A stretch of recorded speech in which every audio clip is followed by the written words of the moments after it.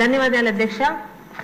2014-19 మధ్య ఉద్దానం కిడ్నీ సమస్యని ప్రపంచం దృష్టికి తీసుకొచ్చిందే మన ఉప ముఖ్యమంత్రి గారు గౌరవనీయులైన పవన్ కళ్యాణ్ గారు అధ్యక్ష.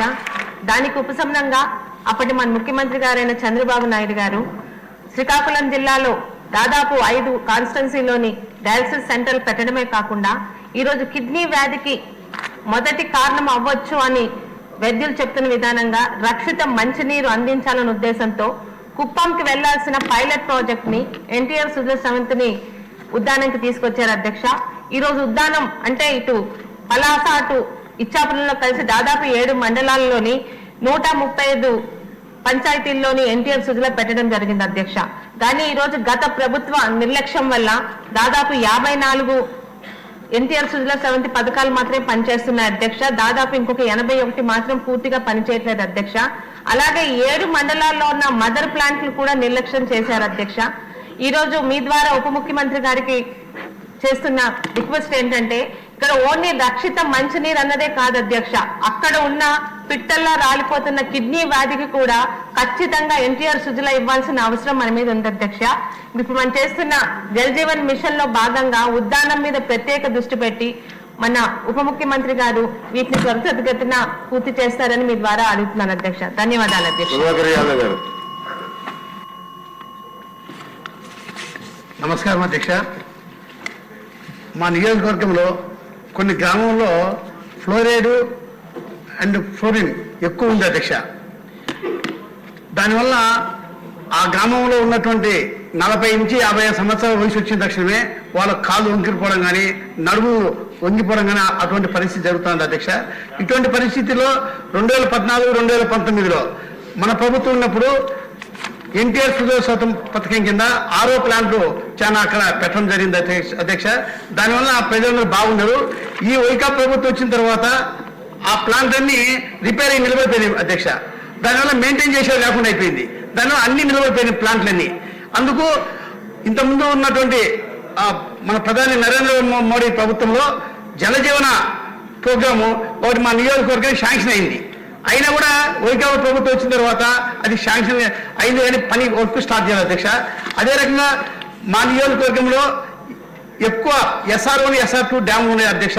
దాంట్లో సుధా సమితి పథకం పెడితే కన్నా ఫ్లోరైడ్ వాటర్ తగ్గి అందరి ప్రజలు ఆరోగ్యంగా ఉంటారని చెప్పి మీ ద్వారా తెలియజేసుకుంటూ ఆ జల జీవన మిషన్ మాకు తొందరగా చేయవలసిందే మిమ్మల్ని కోరుకుంటారు అధ్యక్ష. ప్రశాంత్ రెడ్డి గారు. ధన్యవాదాలు అధ్యక్ష. గ్రామీణ ప్రాంతాల్లో మౌలిక సదుపాయాలు కల్పించి పల్లెటూర్లకు పూర్వ వైభవం తెచ్చే దిశగా కృషి చేస్తున్న గౌరవ ముఖ్యమంత్రి శ్రీ చంద్రబాబు నాయుడు గారు, అదేవిధంగా ఉప ముఖ్యమంత్రి శ్రీ పవన్ కళ్యాణ్ గారికి ఈ సందర్భంగా ధన్యవాదాలు తెలుపుకున్నాను అధ్యక్ష. మన ప్రభుత్వం వచ్చి 150 రోజులే అయినా పంచాయతీ శాఖ గురించి మాట్లాడుకోవాలంటే గౌరవ ఉప ముఖ్యమంత్రి శ్రీ పవన్ కళ్యాణ్ గారి ముందు, పవన్ కళ్యాణ్ గారి తరువాత అని చెప్పుకోవాల్సి ఉంటుంది అధ్యక్ష.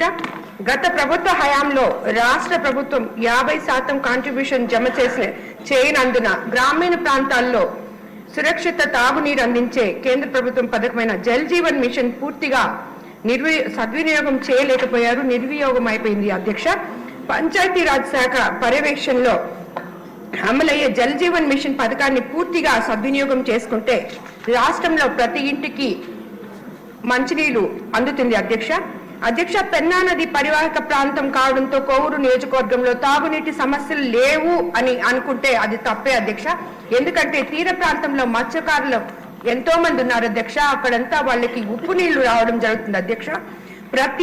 అదే కాకుండా లీకేజీలు తాతల నాటి పైపుల వల్ల, వాటర్ ట్యాంక్స్ ఉన్న పైపుల వల్ల లీకేజీల కారణంగా నీటి సరఫరా సవ్యంగా జరగడం లేదు అధ్యక్ష.